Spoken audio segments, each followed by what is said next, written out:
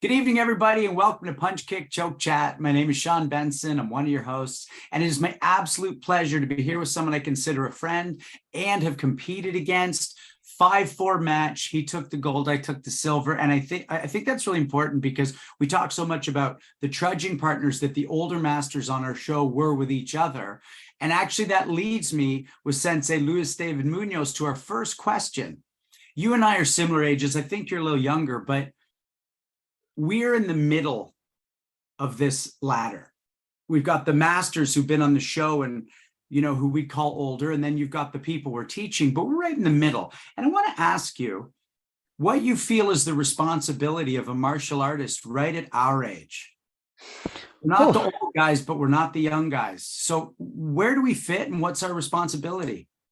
That's an excellent question, Sean. And thank you everyone for hosting me. It's been a mind blow this all, and I'm thrilled to be here. So I think that number one, and particularly coming from someone who has taught physical education in the public system of education in Mexico, where being a skinny PE teacher is rare, right? And in a country where 60% of adults are obese or overweight, well, our first mission is to keep training, to keep improving, to keep honing our skills to the best of our abilities. And I know it's hard because not all of us are fully dedicated instructors. As myself, I'm lucky to have been able to do that so far. But that's what I would say it's the most important part. Children and everyone looking up to us are more enticed by example than by words, you know. And I remember I used to receive tags on my Facebook from students, former students in the mid school where I used to teach at, and they will tag me in memes saying, when your teacher can do the things that he's asking you to. And that's great, because I'm always looking back to them, and it's like, hey guys, come on, I'm the old one here. Right? So teaching from a place of inspiring people to move forward. So I think that's our first and foremost responsibility. And of course, a bit of researching and a bit of looking into, as Fumio Demura sensei, rest his soul, used to say that the first 5 dan are what you from the art take, and the next 5 is what you to the art leave. So I am trying hard on that one these days, since Renshi Montalvo bestowed the 6th dan upon me, and it's been a year, and I'm working hard to fill those shoes. I always feel like, being young, as you say, or young-ish, right? I have a lot to work on, and filling those shoes that Renshi Montalvo has bestowed upon me is a lot, and I strive for that every day. So when you say, that was bestowed upon you, and that's a beautiful honor and rank, and you say it's been a year, there's a little weight to that. There's a little, in relation to martial arts, what does that mean? What is the weight that belt adds? So it's responsibility, and it drives me back to, I'm sure you're all familiar with Jocko Willink, right? The former Navy SEAL and inspirational speaker and general tough dude, right?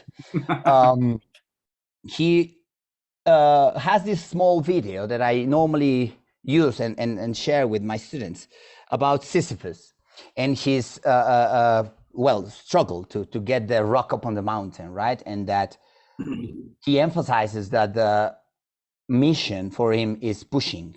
It's not the rock, it's not getting to the top. And should it ever stop on the top, he would push it himself down, right?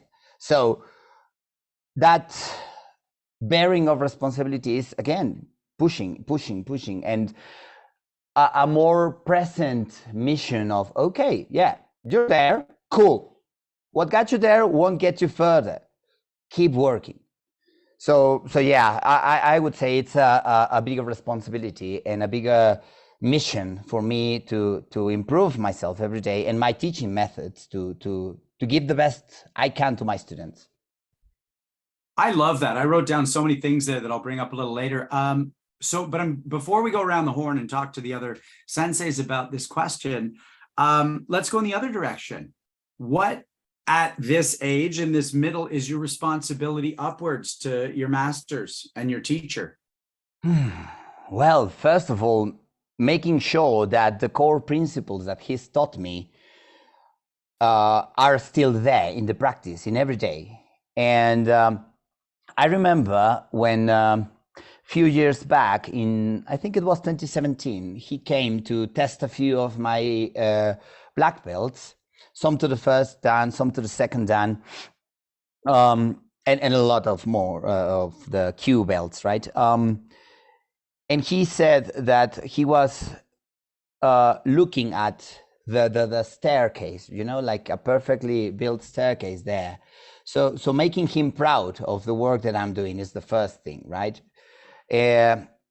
He, of course, showed me the wider perspective of karate, of what, let's say, open mind karate is, right? What an open mind, but also traditional Goju Ryu means, right? It's respecting the basis and working with it and using that basis to potentiate the practice. And also keeping in mind that violence in the street is another whole thing than what we do on the mats or what we could practice, and that there's a lot of malice. He normally uses that word, street wisdom. I could translate it maybe, but that's what I struggle the most with, because I tend to be too maybe by the rule book kind of guy, right? But he's forced me to see the other way. He's shown me like, well, this is what happens. And in that group of the running police people, they are always sending like these police situations and this other kind of that's a knife situation, and this is a police officer dealing with that, and all that jazz, right? And I learned so much of that. So I try to put myself in those shoes of the people there and try to think what I would do, right? And it's not always easy, eh? It's not always a quick answer, but trying to internalize those lessons that he in his 20-something years of service got, and also promoting that in the instincts of my students, right? To have them develop that malice, which I lack, of course, right? But I train and I try to look deeper at it, and I am always trying to look for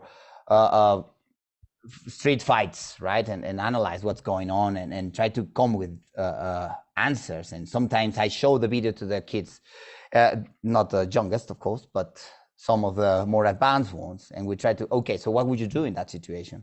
Let's try it, right? Why don't we put ourselves into those shoes? Let's try that, right? And that level of analysis and that level of reality in the practice that Renshi put on me is well, what I have to be struggling and grinding to replicate to my students. So that's a lot of that. Thanks, Sensei.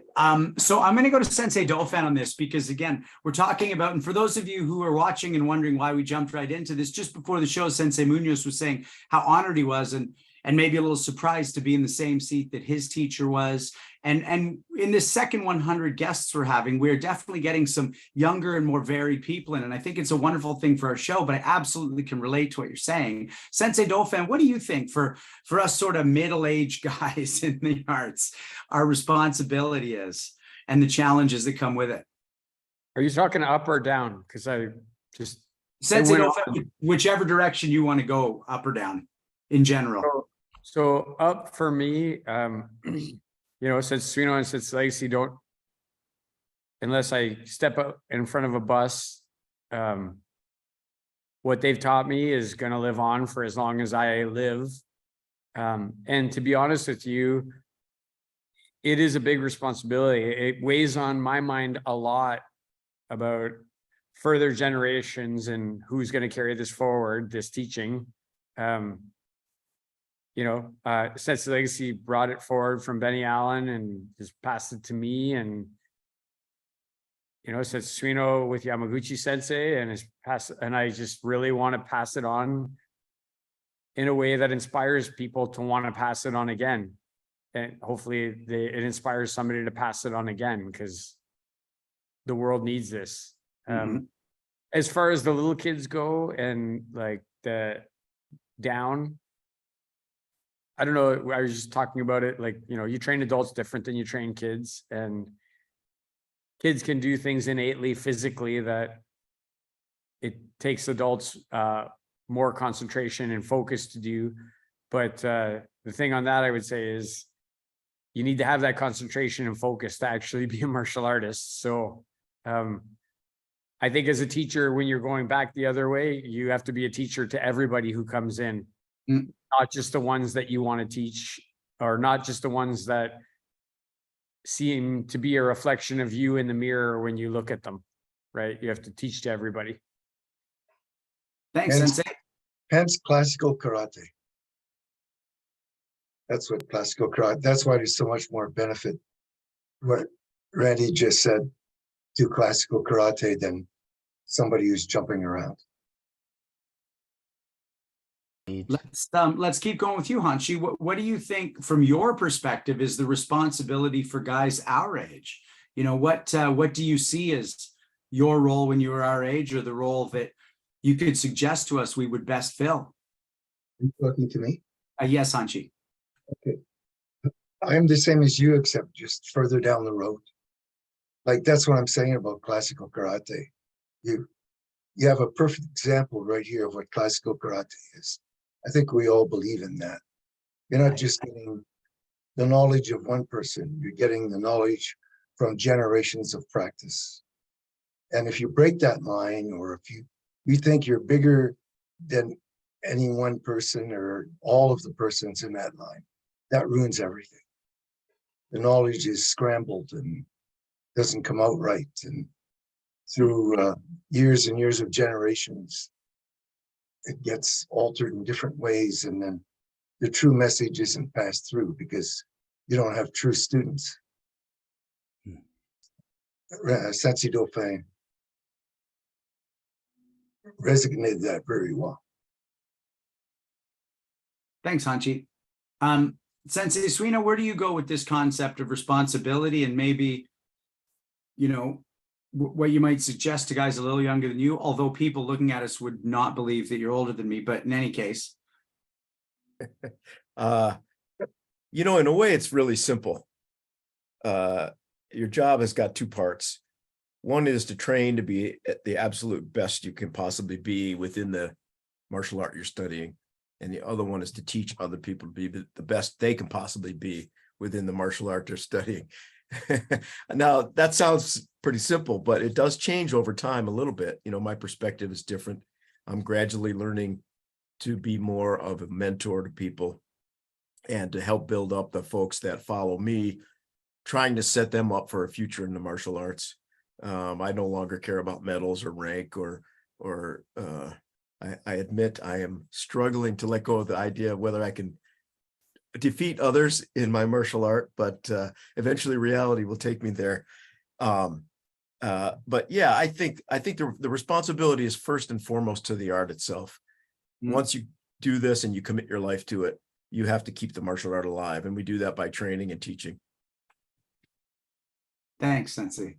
Hey, Ben, just so everybody knows, he's still doing good on the fighting side in Japan.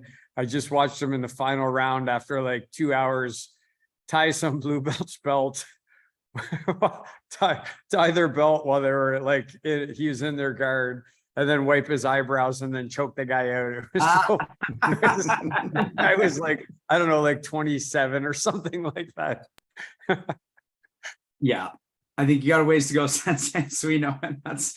But ladies and gentlemen, we're not here to to talk about that. We're here to talk about Sensei Luis David Muñoz. And I just want to say what a pleasure it's going to be to dig into his life. And, you know, we talked to so many people from Canada, but for me, what I love about this show being born through Zoom is we have the opportunity to go to different places. That's free for us because it's online. So it's really exciting whenever that happens. And I just want to acknowledge that. And before we get to where he is and how he got there, I just want to say that if you're watching on YouTube and you're watching either live or a little bit later, hit that subscribe, hit that like button. We're so happy you're here. If you're listening to the podcast while you're driving, or as I always like to say, bacon, get that banana bread in the oven and let us know what you think of the podcast, share with your friends. But if you're here on Zoom tonight, you have the ability, we've already got a question that's come in. You have the ability in the chat button below to ask questions and be part of this living history. And so we're really excited you're here. We're so happy when you join us each week. And like I said, my name's Sean Benson. I'm one of our hosts, and I'm here with Sensei Randy Dauphin, Sensei Nicolas Suino, and Hanshi Gary Legacy. And all I'm going to say is that this is our last live podcast. There will be a show next Thursday before we will all be in Ottawa together, training 2 days straight, plus other events that start on the Friday at Capital Conquest. And we'd love to see you there. You know, there's lots of you watching this show, and you might get to see us. We might not get to see you. Please come say hi. And we can't wait to, you know, chat with people and get a whole new bevy of guests from the event. So we're really excited about that. And I'm going to throw it to Sensei Dauphin to introduce our guest.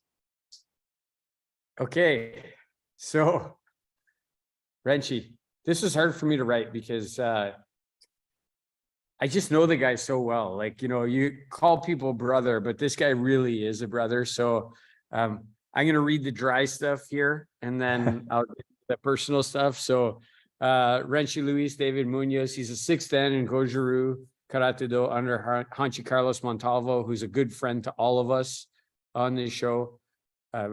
A real big influence on me personally. He also holds ranks in BJJ, as a number of us do as well.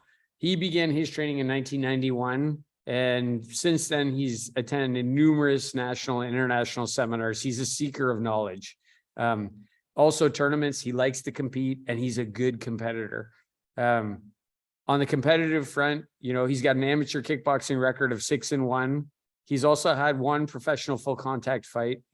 That was in 2012. The WCMA 2013 champion in Kata Kumiite.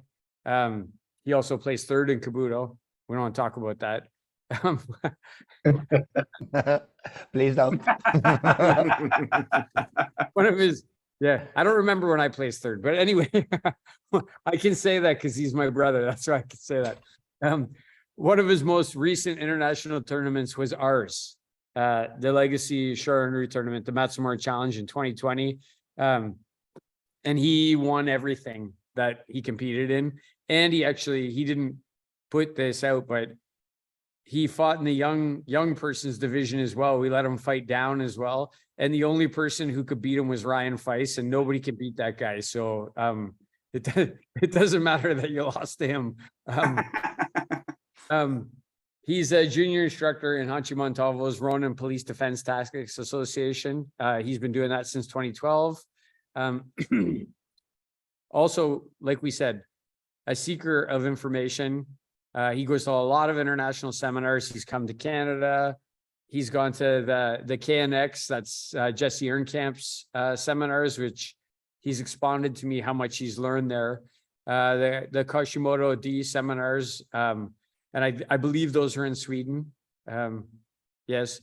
And he's passing that around as well. I've trained with him a little bit in that. And he's also trained in Okinawa in Asato Sensei's dojo in Naha. I like to always talk about education. Renshi Muñoz has a bachelor's degree in economics, and he has a master's degree in educational psychology, which is why we're probably going to be talking about training young people, right? He speaks 4 different languages, not one. I barely speak one. He speaks 4. Personally, like my thoughts, I would say, can you ever really know somebody unless you fought them, right? Can you ever really know somebody unless you fought them? And the first time that Renshi and I fought each other was in Miami. in Hanshi Montalvo's driveway with a bunch of puzzle mats scraped together. And it was a great fight. That's where we forged our initial relationship. We went out to dinner after that, and we've been fast friends since then. And then the last time I fought him was a year and a bit ago, right over my back here, when he decided to fly in for my 50th birthday and help me raise some funds for cystic fibrosis. And he flew in here to fight me and brought gifts for my family and coffee, and the tapestry that you gave us is still on our coffee table. It still sits there, and we think of you every time we're there. You know, Hanshi Legacy and I are Ronins. We're part of the Ronin Red Belt Society. So I'm proud to say that we're all Ronin here too, that I have that in common with him as well. And Hanshi Montalvo's been on this show. He's going to be here in November. Can't wait to see him. But also, let's not forget that Kyoshi Freeze and Kyoshi Rice are both Ronin as well. And so that's a big part of our community. And this guy is my brother and he's my friend. He stayed in my home. He's competed in our tournaments. We've shared meals together in multiple countries. And I'm really excited to be talking to him today. I love this guy. So yeah, it's going to be a fun night. Thanks, Sensei Dauphin. So Sensei Muñoz, I love starting with this question. What was it like for you growing up before martial arts, and what brought you into your first club? Wow, well, it's a long question, eh? I can barely remember the first class I took because it was back when I was like 5 or 6 or something. My mom had just had the great judgment of kicking my dad's butt out the house and going on her own with 2 hungry little monsters, and we had to have something, right, to do. But we were growing up in outside Mexico City back then in a small town. So we were like the only children. I was the only child there because my brother wasn't old enough to train. And I trained for a few months, but then, of course, reality kicked in, and my mom had to either work or take me to karate, right? So that was the end of it back then after just a few months. Then I returned when I was old enough and it was safe enough in Mexico City to have a 12 or 11-year-old go from his house to a bus stop and then to 2 bus stops down the road and walk to the public service karate school. And I trained for a year and some there, and I got to yellow belt.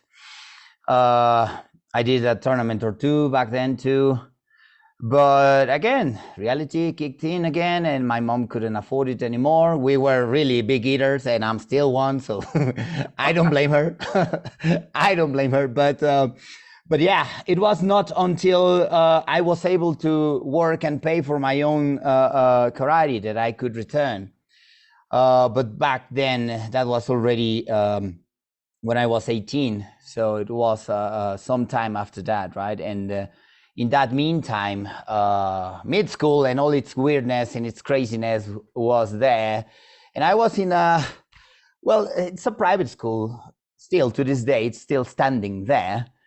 But they had the bad sense of accepting like everyone else that had been kicked out of any other school, right? So me and 4 of my friends were the ones that were on the age that was supposed to be in the which for us is 3rd, 2nd, and 3rd of the mid school, which would be 7th, 8th, and 9th grades for North America, I believe. And one of my friends got his butt kicked in the classroom once when there was no teacher. And I got also bullied a lot and called all the names that you can muster. And that ignited something. Of course, later in therapy, I brought it out, of course, and it was a big hurt. And I think that everyone who has been bullied has this seething anger, like hidden there in the unconscious at some point. But I've been fortunate enough to be able to go to therapy and to speak out about it and to deal with it, right? Because it wasn't easy. We were the youngest, again, in a generation of, we were like 12, 13, 14, and the other kids were like 16, 17, 18.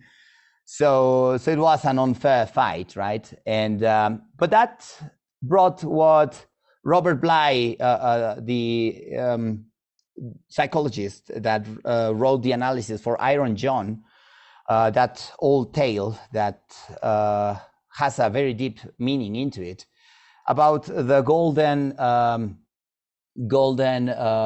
injuries, right? Okay. Where that young prince that's in the tale rescues the savage man, the Iron John, from the dungeon of the castle of parents, and getting the key out of the mother's pillow and sending out the giant and going out with him into the wild and touching the pond that was forbidden, and he got the golden wound first, and then his head in another accident went in, but he started learning down the road that those wounds were gold for a reason, and that that's what I believe what made me drop the economics to the side, even after having finished the degree and having finished the specialization and everything, and seeing no future for myself in that, according to my personality. Now I understand that. But back then it was just confusion and wandering, right? But that's what I think has taken me to strive for advancing the most I can, and to be the kind of sensei that I would have liked to have back then, because back then I wasn't lucky enough to be Hanshi Montalvo's a student. Back then I was in what's referred to in Mexico as Okinawa Te style, right? But it's quite simplistic and more business oriented, you know. So let me interrupt for 1 sec. You didn't get great first instruction, but even though you had a little bit here, a little bit there was something in you or something you'd learned that the second you could, especially after being bullied now, you were like, I'm going back to this. So when you went back, what was it that kept you there, that you found that led you to doing this for your life? Yeah, well, back in those days, it was hard for me to tell. Now, again, after therapy and after, of course, personal growth and delving into this sitting and meditating, maybe, I had this feeling of, you know, that seething anger that I referred to earlier, hidden within, and karate helped me get it out somehow. And sadly, I didn't get the best karate there is, because I got what was available, right? And it's useful, but when I became the instructor in that same school a couple of years down the line, and I started asking questions to the seniors, like, hey, what about this? Hey, why don't we try that? Hey, why don't we go there? I was told to, no, how was it? How could I translate that? The business package is already set. You don't need to work on that no more. So that's where I began to really question. So is this it, right? But down the road, I had my first kickboxing tournament. So at some point when I was, what was it? Third Q. I was asked, hey, this entry for the tournament is left over. Someone did not show up for the tournament. So would you like to participate in kickboxing? And out of the blues, I said, yeah. So with little more than karate training for point fighting, I went into the kickboxing division and got third that time. So won one, lost one, and won again, right? 3 fights in that tournament. Amateur, of course, but I started feeling good, you know, and starting to confront myself with that, with the eye of the tiger, as that famous expression goes, right?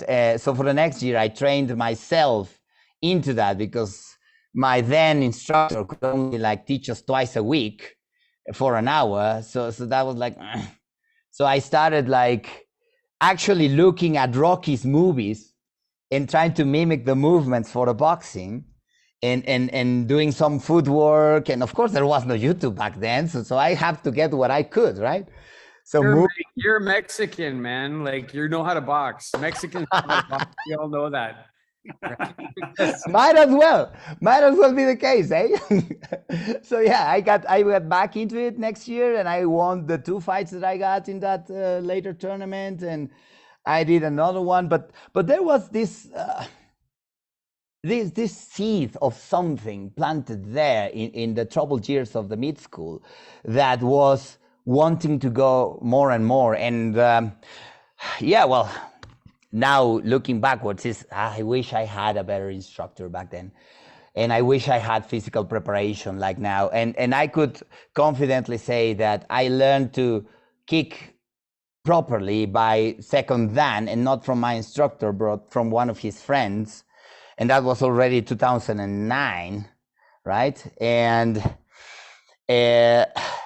only then did I develop a decent enough Yoko Keri. My students develop a decent enough Yoko Keri around blue belt, 5th kyu, right? So I have that as my second wound, right? Like I had no good instructor. I couldn't do what I wish I could have in fighting MMA or doing more fights or everything. When I fought finally professionally in 2012,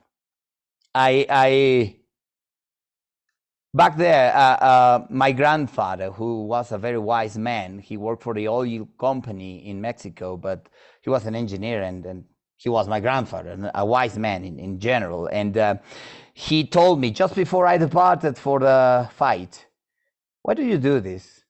You have no hunger. You don't know what it is. And I was like, shit. So I grabbed the motorbike and drove across the city to the venue thinking about that, right? I still did my best in the fight, eh? I held back no punches. I scored well. The fight was 28-29. I dropped the guy twice, but got the decision against me, right? But I got not knocked down, nothing, right? But I kept wondering at that. And of course, MMA back then was bustling up, right? And GSP and Lyoto Machida were there, and I was wishful, but old, right? And without proper instruction, it's hard. It's hard. I mean, GSP had John Danaher and Firas Zahabi, right? So, and he was maybe a little bit more gifted than I was, even if he had the same bullying, right? And I probably had the same kind of inner anger, right, that he had, but he got luckier in his instruction, maybe.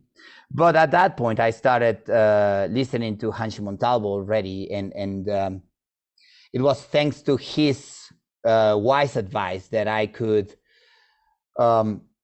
depart my old organization and start anew. So let me pause there, because I don't want to get right into Renshi Montalvo and the new organization yet, but I do want to go around the horn on an idea that I think is really important that you brought up. Now, not everyone here has necessarily been bullied in a way that I know I have, or maybe you have, but you talk about anger and the wound, the power of the psychological wound. So let's start with you, Sensei Suino.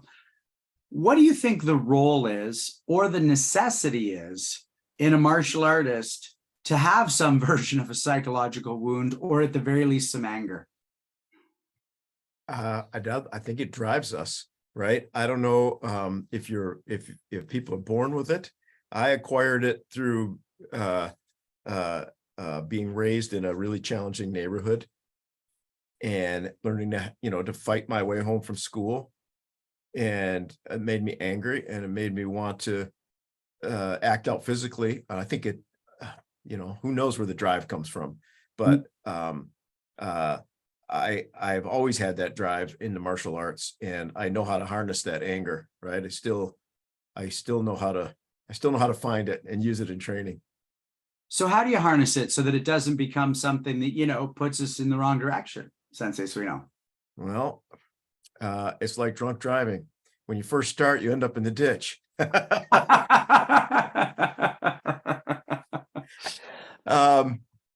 Yeah, maybe you overdo it a little bit. But I like the idea that if you're in a jungle with adult lions, they're going to keep you in line, and that's what the dojo is so wonderful for, right? If you're in a dojo with good senseis, even if you act out, they're going to stop you before you do something stupid, or maybe you do something stupid a couple of times, and then they learn and you learn, and little by little, you learn to sublimate it, right? You turn that anger into drive. But I'm sure I made mistakes. I'm sure I overreacted when I was young. Thanks, Sensei. Let's go to you, Sensei Dauphin. You know, psychological wounds, or at the very least, anger. How important are they, and how do you keep them from veering off the rails? Well, I think it's like Suna said, the drunk driving thing, right? Like it's trial and error. I wasn't bullied too much outside of my family unit by anybody, but my father was a bully, and I was raised around a lot of bikers who were tough people, and they just didn't take any shit, and they would extremely push you back into line. And I didn't like that. So I was insecure outside, but I wanted the world to see me as something different. And that's the thing that drove me into a dojo, right? Because I felt like a liar. I felt like I was pretending to be tough, but I wasn't actually tough. And I wanted to be tough. I didn't want those people that were close to me to be able to push me around. And honestly, like eventually, like through training and fortitude, like the tables turned. Like, I remember punching one of my mom's younger brothers after he got out of prison, right in the middle of the body. This is a guy who had bullied me and hit me and smacked me around. And I punched him right in the middle of the body. And it was a pivotal moment in my life because he never touched me again after that. Not one time did he ever even attempt to touch me. And that was something that, like, okay, this works, keep doing it. Right. But today I don't worry about being bullied. Like that's not, but I worry about other people being bullied, and I don't want them to be bullied. And I want to, when parents say to me now about, hey, my kid's being bullied, can you talk to them? I'm like, are you sure you want me to talk to them? I'm not sure I'm the right one that because I'm going to tell them to knock that motherfucker out. Like, that's what I'm going to tell them to do, right? So anyway, I'll stop. Right on. Before we go to Hanshi Legacy, I just want to say, I did get bullied a lot, and I never felt physically unsafe. So I didn't quite have that feeling of fear, but I wish I had the option of hitting back. I just didn't know. I didn't know where to even begin. I'd watched the Rockies and the Van Dams, but I would have had no clue just even where to begin at that age. I do want to say though, for me, what I needed from martial arts, and there is a lot of anger around this that I did have to work through in therapy. It was never physical, but my mom was a bully in the house, and my dad didn't stand up to her. Y'all know how much I love my dad. I talk to him about it all the time, but there was a way he wouldn't stand up to her.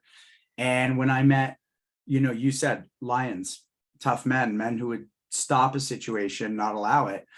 I realized later on, I didn't realize it when I was 18, that I needed a role model for, in my case, men, but we'll call it people who would say, stop, and be able to do something about it. And so it's interesting because while I was bullied on the surface at school, it never affected me as much as maybe watching my dad not say no to things I wish he said no to.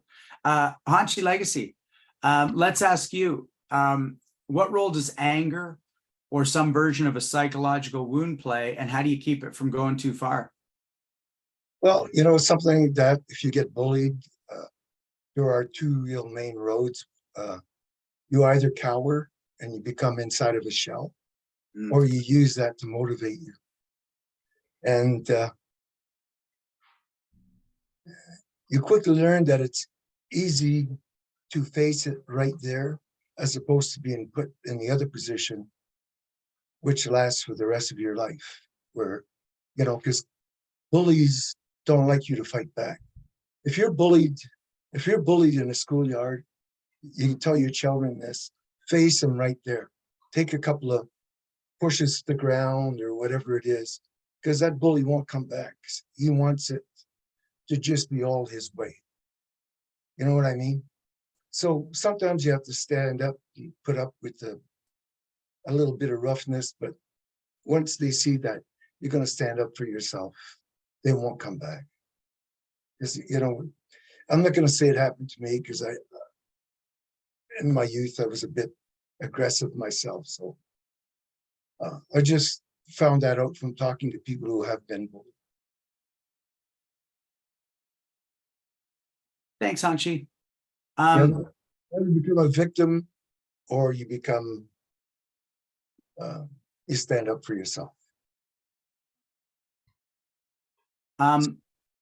Before we jump over to you finding a new instructor, Sensei Muñoz, you were already teaching at this point. You're already running a school, you're competing. And we have a question that came in from Robert Schlumsky that I think is really relevant before we move to your new teacher, which is, how did you decide to become a martial arts teacher full-time? And what do you say to other people thinking of doing the same? Wow, that's a great question, Robert. Thank you. Well, for me, it kind of happened.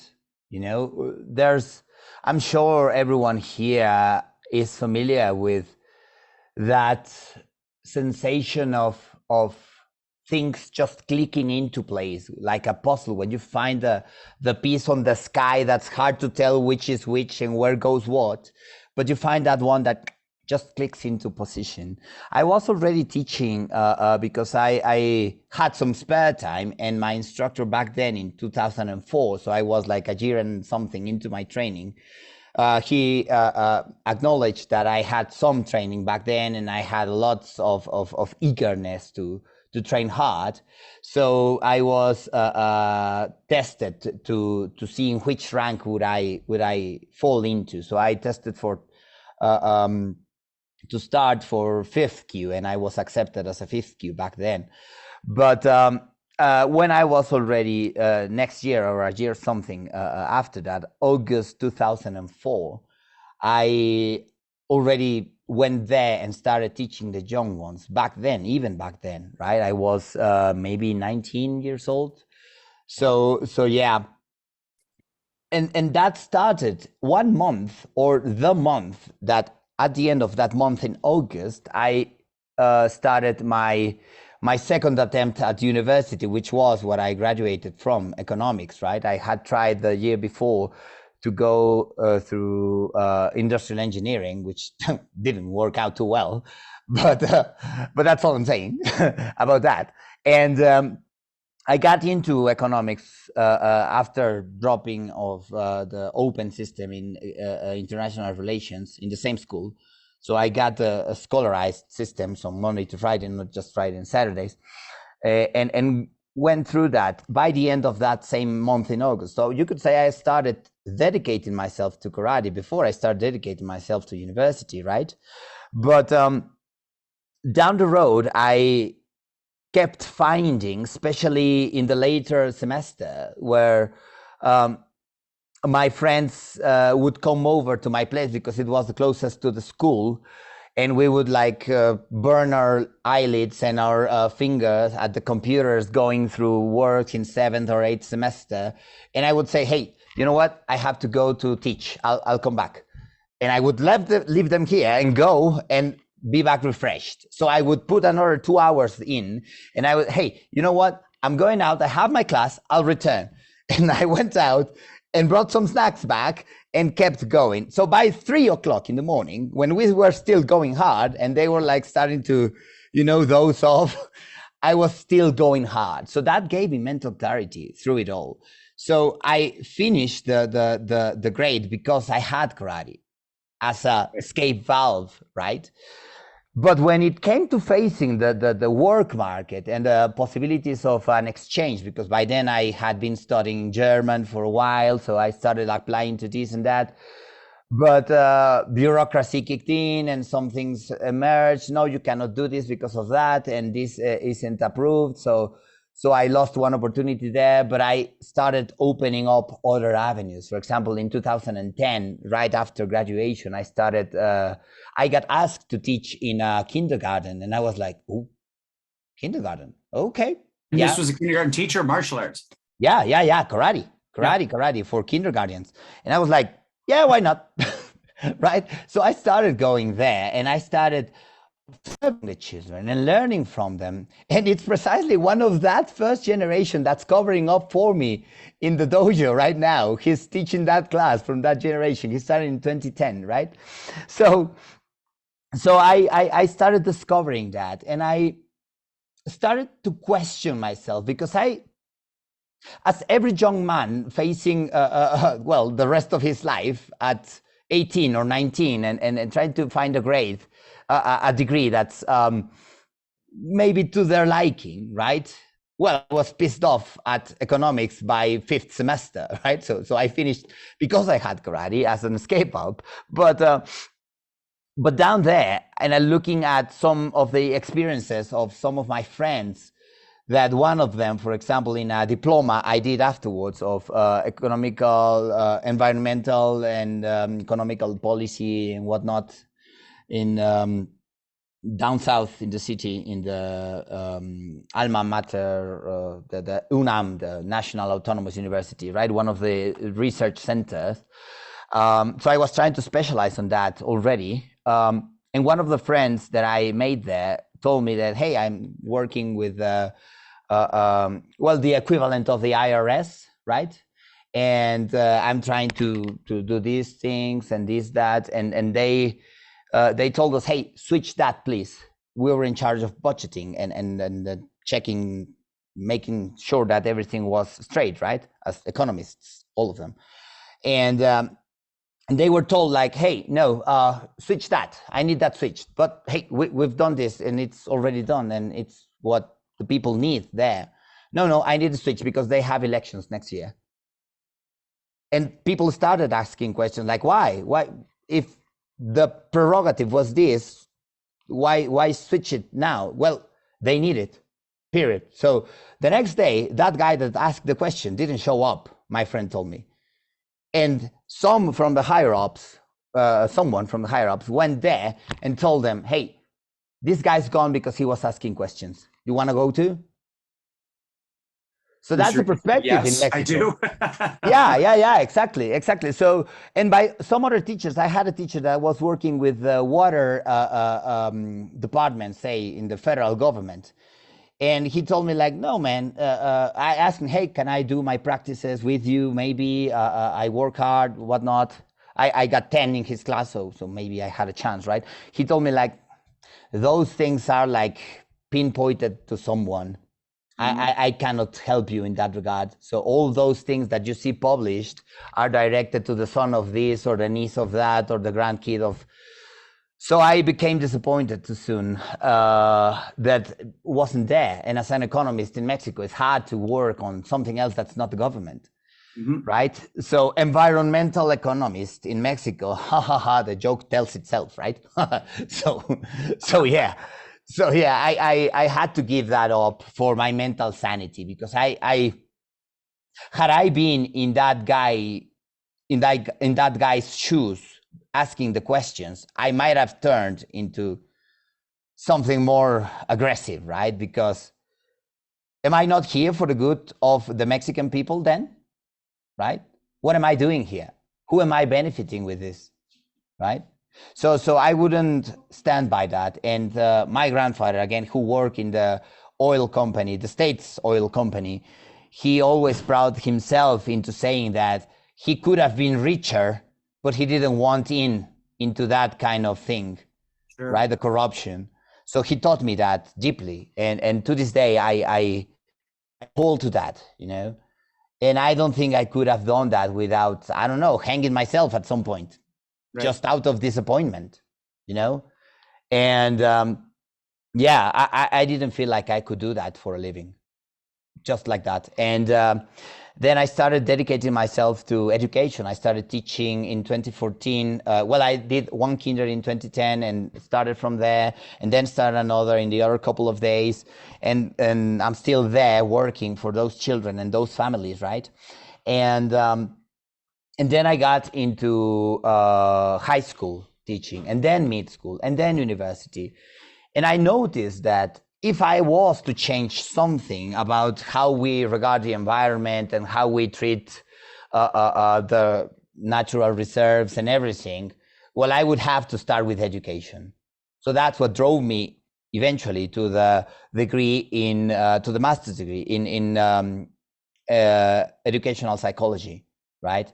Which only confirmed many of the things that I had already observed and carefully switched in my own behavior as a teacher in karate. But I could now also apply that to high school and university and mid school and everything, right? And so let's say that I just clicked into teaching and just started making more sense more and more for me. And right now well, I've traveled a bit around. I've gotten a few bikes out of working hard and going around. So yeah, it's working, it's making sense. And the advice that I would give to everyone is study hard, study psychology, study pedagogy, study kinesiology, right? And train hard and study hard at the same time. And do it with your heart. Do it with your heart. I have loved every single child that has come to my dojo, even if they put me to serious questioning of how do I make this little one comply, right? and all of them have taught me stuff for me to be a better teacher, right?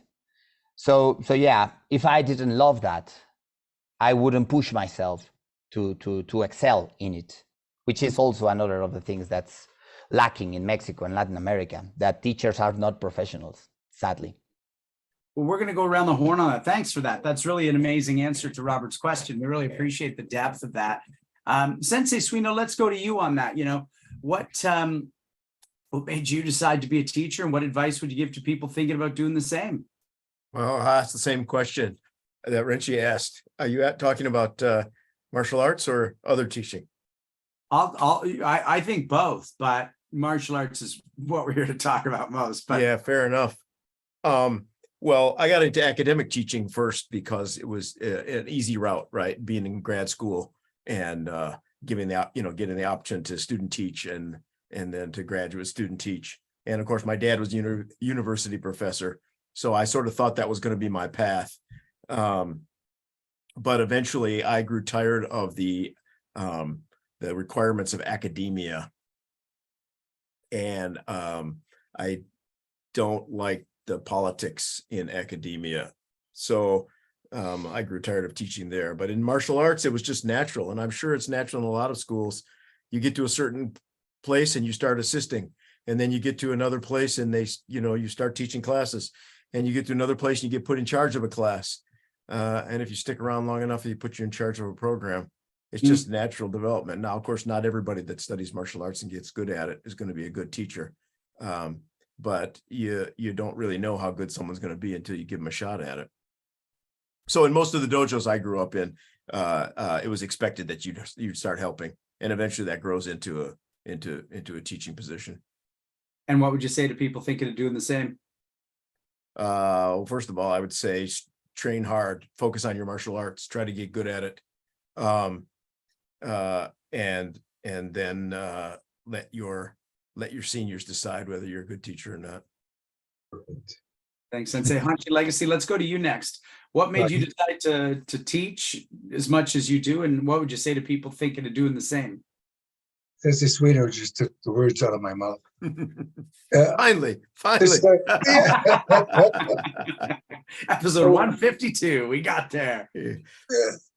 Well, the thing is, you go in to do martial arts, right? And if your sensei sees that you're getting it, and then that you have a certain amount of knowledge that you can build on, and you do build on it, he will direct you by starting you teaching younger people, starting to get you in that route rather early in your martial arts career. But go in with the idea of learning first. Everything else are steps. Your sensei is a good sensei. He will lead you into being a teacher if you have that talent. It's that simple. You stick your hand in the meat grinder, it's going to turn out to be hamburger. And that's exactly what martial arts is. You start off by learning martial arts, and the process takes care of itself. Thanks, Hanshi. Sensei Dauphin, what do you think? When did you decide to become a teacher and teach as much as you do? And what would you say to others thinking of doing the same? Well, listen, I wanted to be a teacher mostly because I wanted to be Sensei Legacy. And he was teaching karate. So then in order for me to be that, I had to do that. I had to figure out how to teach karate.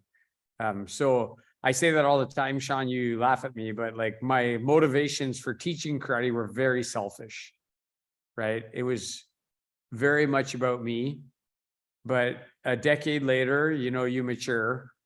And what I would tell people who are going to want to be a martial arts teacher is remember when you stand in front of a room of 30 people, they all came for themselves and you're the only one who didn't come for yourself. You came for everybody else. And be prepared for that. Because if you walk in the room and you only came for yourself, you're going to be the shittiest martial arts teacher that the world has ever seen.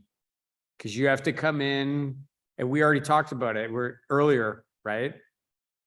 You need to be able to teach like a 6-year-old kid who's like on the spectrum, or a 75-year-old lady who has been abused and or a hyper fit athlete who wants to be the next GSP. You have to be the person for all of those people, right? But all those people just come in as they are, right? So if you're going to teach, you got to be willing to accept all of that. Unless I guess you want to be a niche teacher. I only want to teach hyper fit athletes. Well, good for you.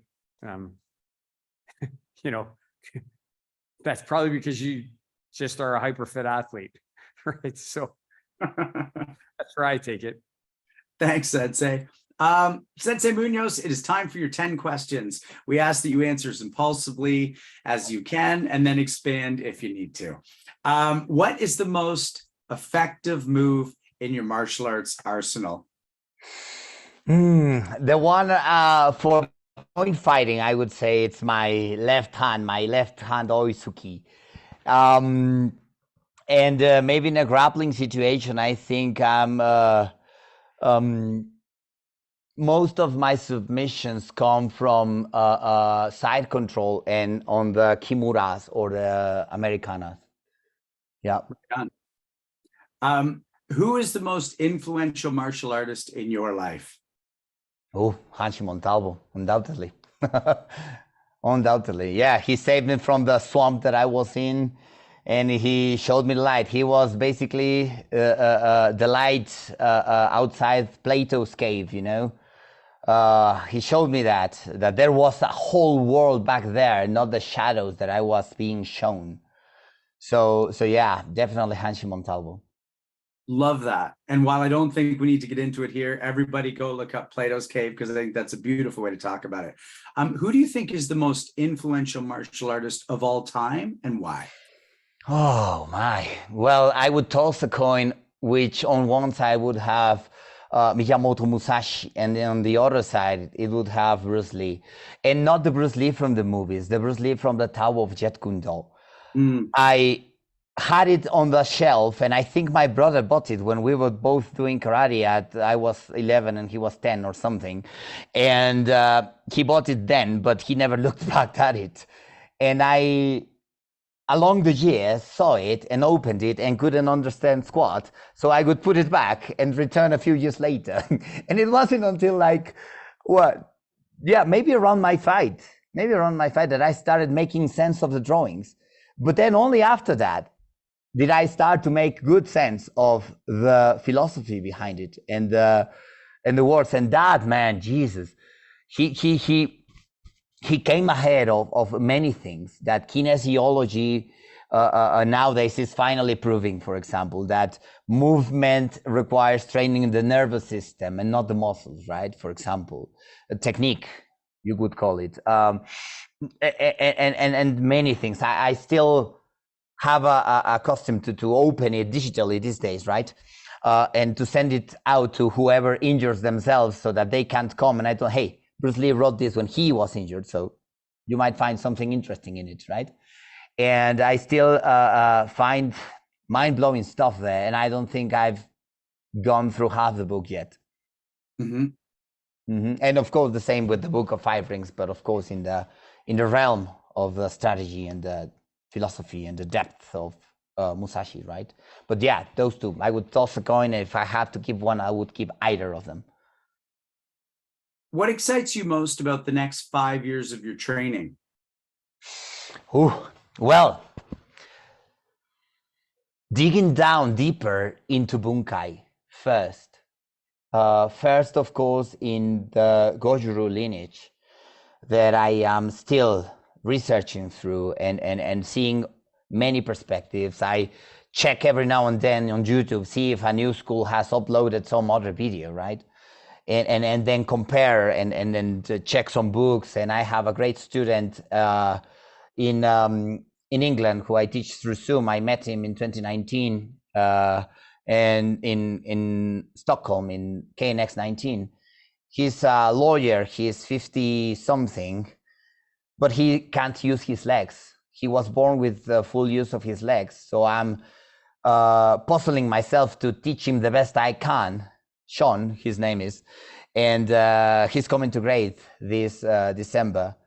So yeah, I'm learning with him, and he has this full library, and he's bringing 2 extra books, and we're discussing Bunkai, and I'm trying to go through him. So what from this kata can you use in your situation, right? And it's grand, and that, and of course the Kishimoto D side on that deeper and more raw Bunkai, I would say, because that lineage is deeper. So I'm excited to learn and to master the 4 kata in Kishimoto D, as well as the 12 kata in Goju Ryu in the Bunkai, not just the execution. The execution, I think I have them more or less decent, right? But the Bunkai is what I want to dedicate the next 5 years.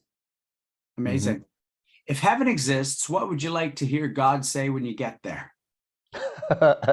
Oh, so you made it here. Yeah, no, I think I grab at that from what David Goggins says, right? That you could have been all this, right? He has that example when he arrives and he's prayed for cockroaches all his life, and then arrives with God, and God tells him, yeah, Navy SEAL and 100-mile runner, and this, hey, I'm not that, right? Well, that's who you're supposed to be. So I like to think that I'm doing my best every day to teach to the best of my abilities, and to train to push my abilities, and to hang in there as much as I can, so that God may finally say, hey, you're finally here. Right? Do you have a favorite film and television martial artist, whether they're actually martial artists or not? They might just be in film. I think few things encompass the deeper spirit of martial in the word martial artist than Gladiator, the movie Gladiator. Even if it is with swords and in battlefields, I think Maximus is the quintessential definition of a warrior, right? That waged war for duty, and then waged war to find himself, and then finally waged war for justice. So I think we all warriors must go through those. Yeah. Do you have a martial artist, living or dead, in all of history that you would want to train with the most? Yeah, well, I would flip that coin again, right? I cannot do half a thing properly with a sword, and I would like to live closer to Sensei Suino because of that, but Musashi or Bruce Lee would be quite interesting, eh? Even if I don't complain about the few of the ones that I've been able to train with. I mean, Sensei Jesse and Sensei Abernethy and Sensei Ulf Carlson, of course, and the people in Okinawa, the Uechi family, Kenji, oh my God, Uechi, the great grandson of the founder of the Uechi lineage. And yeah, I mean, I've gathered great things from each and every one of them. And yeah, living or death, yeah, well, flip the coin, and everyone else that I've trained with is still up there. And I'm sure I would have still lots to learn of all of them. Yeah. If everyone in the world could have the greatest benefit you've gotten from martial arts, whether they train or not, what benefit would they be getting? The ability to train in any situation, or almost any. I mean, I haven't been to war, right? But we might be there going soon. I don't know. But yeah, that calmness that with time and with a lot of practice emerges from submitting yourself to the torment of training, and to the torment of pushing weights, and to the torment of presenting your kata in whichever tournament. It doesn't matter if it is out of your country or in the neighborhood tournament.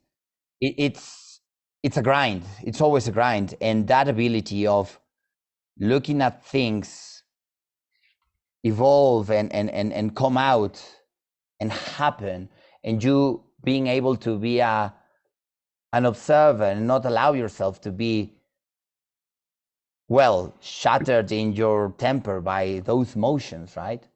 That I would say is the highest form of ability that comes from martial arts. Love that. Our last two questions come as a pair.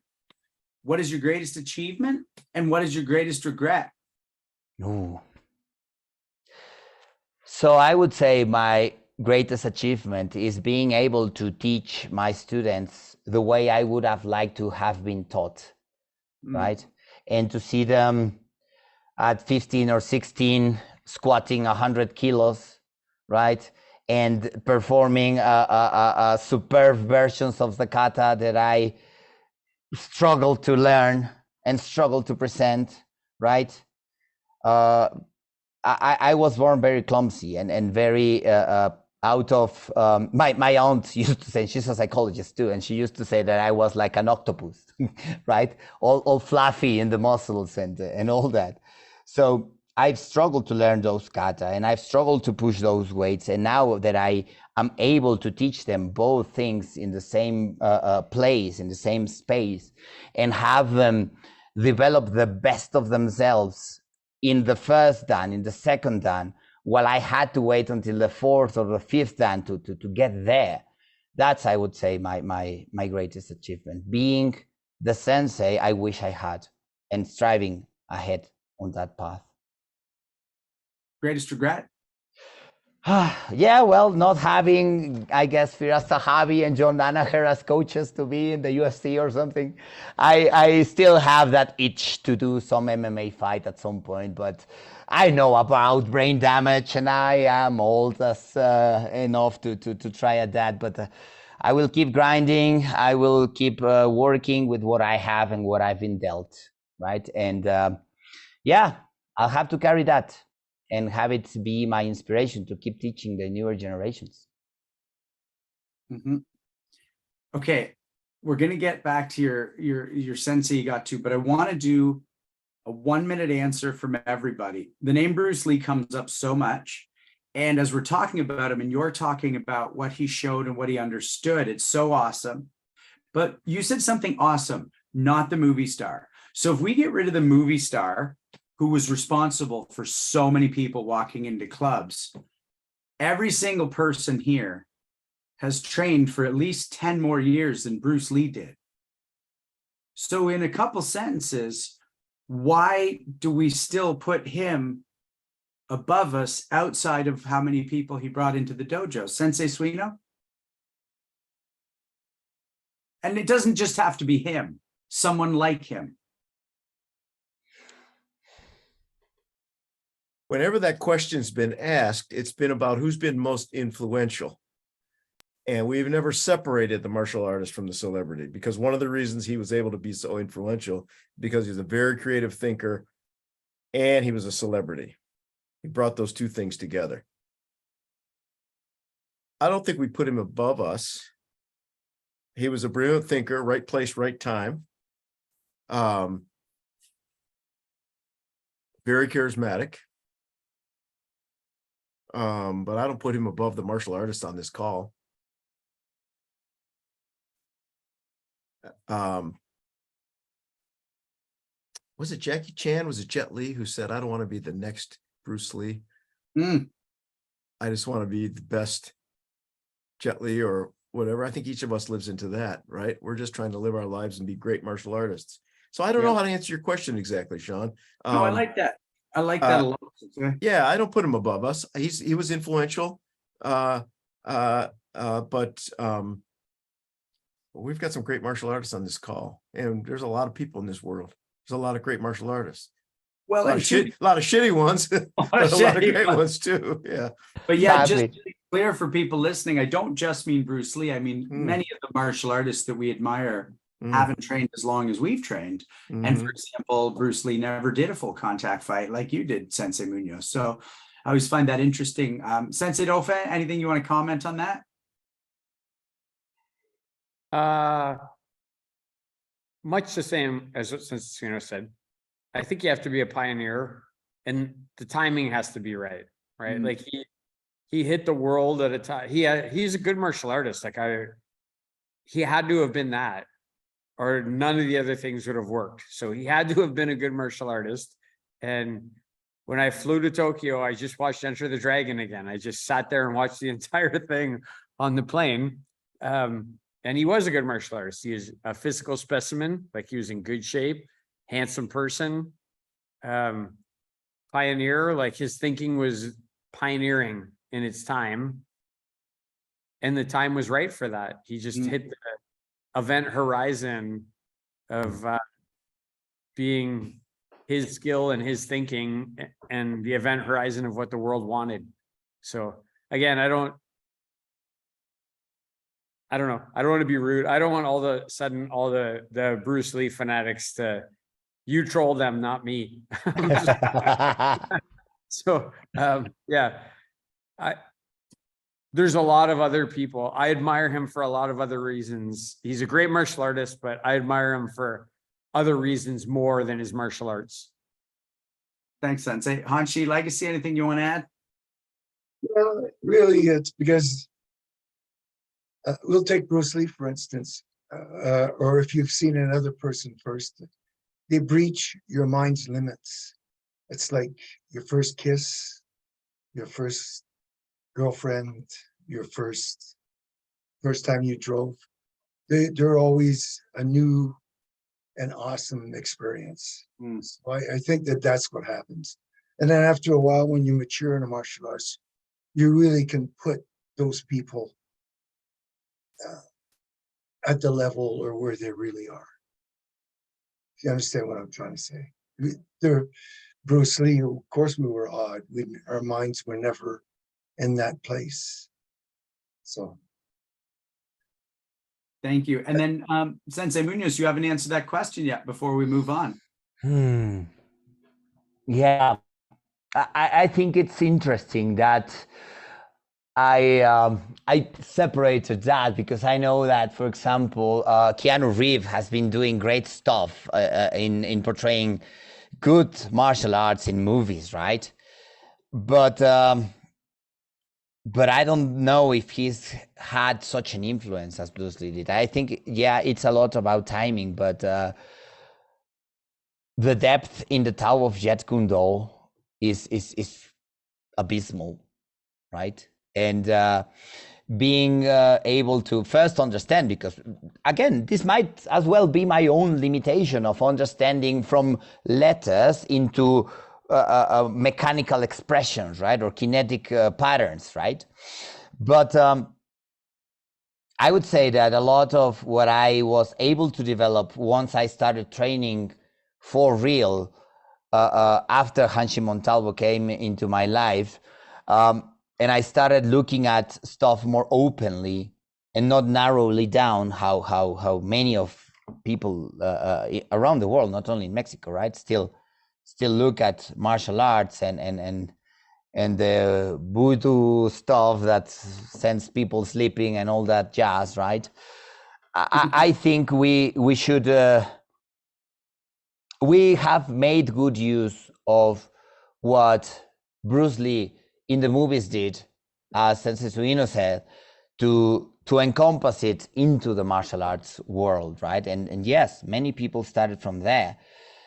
Still, I would keep the book above the movies if I was given the choice. I love that. I love the way you've separated them. So I'm going to go back to a phrase you used early in this conversation and bring it around to your current instructor. You know, you're a classical man, you're talking about Goju, and you're talking about this karate, and you've got your sensei, you know, you're on that path that we're on, both with you and our own versions. You said open-minded karate, open mind karate. You didn't even say open-minded. What is that for you, and how did Renshi Montalvo offer you that? Well, he threw the street at me to begin with, right? He pointed out very gently, very kindly, the limitations of what he saw me doing, right? What I was taught, right? And he asked me, why you do that? Why do you do this? And I honestly had no answers, because I wasn't given answers, because I wasn't allowed to ask too many questions, right?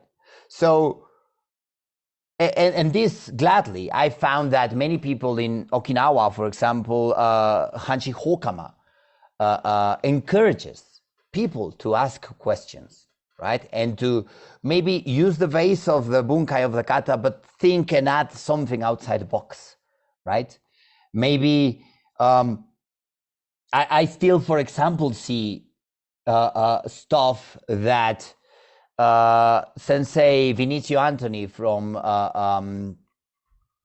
Brazil, I trained with him in 2016 at KNX 16, and I've been following his material from then to now, and he just did this video where there's some senior sensei from, I guess, Japan, right, showing a movement from a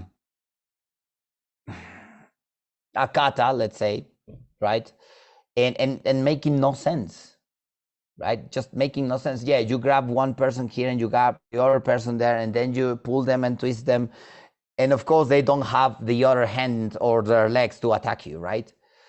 So it's bending reality instead of bending themselves to fit reality, right? So open mind karate or open mind martial arts practice means that first you accept that not everything that you will ever need is maybe within how you practice things, right? And then maybe you need to go to a seminar, maybe to another country, right? Maybe to another style, to look at what you think you know with a different light, and then discover some more, right? When I returned from Okinawa in January 2019, I had learned a lot from Kishimoto-di. Well, not a lot, right? Just the first kata and the first few bunkai applications, right? And then I went back to Sweden. But upon returning from Okinawa, I was first exposed at Kishimoto-di by Sensei Ulf in Asato Dojo. I started applying those small snippets of information that I extracted onto my own kata and my geki and my seiyunshin and my saifa, and I started looking at things like, okay, so this movement could also be this, and this other movement could also be that, and I could transform this into this, and oh, grappling over here, wow, right? So I started like really digging deep into everything I thought I knew with a new light, and just blowing my mind, right? And then I started purchasing the books, and then I started chasing more seminars, and then so yeah, let's say that from there it's been just like for gamers, right? When you discover a new area in the map and you click on the statue and it opens up the whole panorama, and you haven't been to all those places, right? So okay, you have this information now, try and go and look at that kata again with this piece of information, right? So it's a universe in constant expansion in which you only realize how little you actually know. Mm. I love that. Ladies and gentlemen, I want to thank our crew, Robert Shlumsky, Justin Shea, Andrei Sedashev, Alden Adair, Jesse Vitow, Sydney Dauphin, Josh Kitchens, Christiane Landolt, Daniel J. Holland, Dridi Giuliani, and Stavros Stavroulias. Why am I looking down? Because we have so many people helping us that it's hard for me to remember their names. Not that I don't remember their faces because of all they give us, but that's how many wonderful people are behind the scenes helping this show run. And while we're not done, I just love the idea that the last sentence he said before our final round is, it's a universe in constant expansion, letting us know how little we know. What a beautiful sentence. It's not your last sentence. So if you've watched the show, Sensei Muñoz, you'll know that we go around the horn and we talk a little bit about our time with you, but then the last word will go to you. Ladies and gentlemen, next week we have a short that we want you to watch that'll be released. And we're really excited while we take a travel night to get to Ottawa for Capital Conquest. So that's what's coming up. Make sure you go to the punchkickchokechat.com website. It's such a banging website that even if you don't go for any information, just go to gaze at the layout, gaze at the photos. You will not be disappointed. So now we'll go around the horn, starting with Hanshi Legacy, just to talk about our time with Sensei Muñoz. Hey, so it was great to see you again. You always have a pleasant personality. Hopefully you can come out and visit us sometime. It was a great time to be together. It was a good night for us. And thanks for coming on the show. Hopefully I'll see you soon. Hopefully, Sensei. Yes, thank you. Sensei Suino?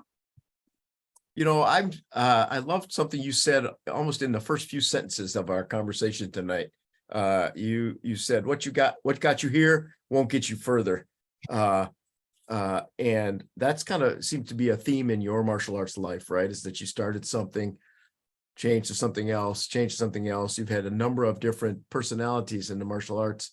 And I think it's an important lesson for anybody that spends a lifetime in the martial arts is that you can train a certain way, but until you mature and figure out what the next steps are, or until your sensei tells you what the next steps are, you hit a ceiling.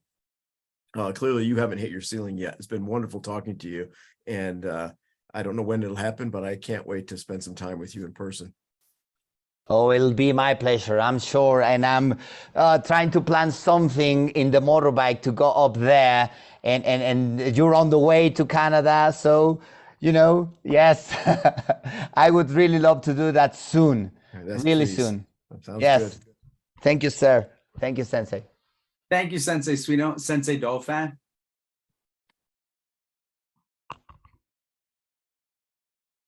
You're muted.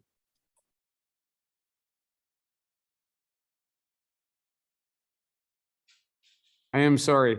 There you go. I've been coughing, so I just muted myself. But what I was saying is when you plan that motorbike trip, let me know.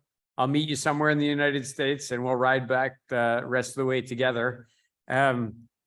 I read a bunch of notes, Renshi Muñoz. So yeah, when you were 6, your mom kicked your dad out or he left or whatever. Very similar. I can relate to that very much. That happened to me as well. Started karate when you were 18. You consider that because you could pay your own way, right? You could pay your own way. I like that. I like that you tried to learn boxing from watching Rocky movies. Who didn't? Right. Everybody on this call drank a dozen eggs raw because they watched Rocky and thought that was going to make them a better boxer. But I finished university as well. I loved history, which is what I took. You did economics and you said karate was your escape and that's how you finished. I would have never stayed in London if it wasn't for karate. So there's common ground there too. That karate got me through my degree and opened the doors to so many great things. Effective move, your left hand. I believe that you're a southpaw. I fight southpaw when I want to go out with the hands, but I fight orthodox when I want to kick first. So Take note of that. I did. That's why I Told me said that it. 3 years ago. Jesus Christ. Well, maybe on January. Well, sorry, February. That's why I said I thought you were a southpaw. Kimura, Americana, I'm working on those. Your most influential, Hunter Montalvo. I would have been disappointed if you didn't say that. Influential of all time, Musashi and Bruce Lee. Those are great names to be mentioning as the most influential of all time. Nobody can disagree with them. Next 5 years, it was really nice to hear you say bunkai, right? That for the next 5 years, you want to dig into the meanings of your kata. All martial artists should be doing that, especially in the karate realm, I think. I like that you're teaching a person in a wheelchair via Zoom, and I want to share with you that here in this dojo, we teach a person Iaido who is blind via Zoom. Yeah. Blind person Iaido via Zoom. So that can be a short. We can talk about that in the future. Yes. I love the movie Gladiator, but I never thought about what you said, which is starting for duty, then finding yourself, and then for justice. You said this, I'm going to write it on the board, because I think it needs to be delved into mentally a lot. The torment of training. Just saying that, right? Like the torment of training, and we all willingly like throw ourselves into that torment of training. Every day. Yes. Your achievement, teaching students the way you wish you had been taught. That's why Sensei built his dojo. He built a dojo that he wished he had trained in. And I actually like that you said that keep the book, the Tao of Jeet Kune Do, but let the movies go. Right? That's a really powerful statement for people to think about when it comes to Bruce Lee. Because he did write that book when he had a broken back, basically. Right. Yes. So I loved having you on here. And the only thing I was disappointed in is when you said, next 5 years, you didn't talk about coming to Canada. That bothered me. That's implicit, my friend. That's implicit. Even if I had to pedal my way there because the freaking airplanes are so expensive. Okay. Well, it was great having you on here, brother. And I know I'll see you again, here or there. Yes, indeed. Soon. Thank you, brother. The last word will go to you, Sensei. I actually wrote down the same thing that Sensei Suino said, what got you here won't get you further. What a brilliant phrase. I love that. Sensei Do-Fan and I have talked a lot over the last 30 years about getting a 95% is one thing. Getting a 96 takes almost as much work as getting to 95 took. And I really thought about that when you said that. But the other thing you talked about was Sisyphus, pushing the rock, and that the rock is the thing. I just think so many people, including myself, need to hear that and be reminded of it. The doing of it is the reward. You don't get something at the end that goes great. You never need to train again. You can stand on the edge of the sword like Crouching Tiger. I'd be like, right, but I still get to train, right? And if someone was like, no, I'd be like, well, then I don't want to take that deal. And I just love your Sisyphus analogy, because the suffering and the pushing, that's the gift. That's not the thing we do to get the gift. It is the gift. And you reminded me of that with that. So I want to throw the last word to you. Well, it has been an honor and a pleasure. And I hope I can at some point be a little bit more like you guys and keep having my grinding every day to filling the shoes that you're bestowing upon the world, as much as Renshi Montalvo is, and as much as many great martial arts teachers out there, to whom I owe a lot, and from whom I try to share with whoever steps into the dojo. And I'm very glad that this could happen. And I really, really long to see you all soon in the same roof, under the same roof. Love you all. Thank you. Right back at you, Sensei. And Senseis, thank you for letting me host this with you, and everybody be safe. Thanks, everybody. Bye, everybody. Thank you.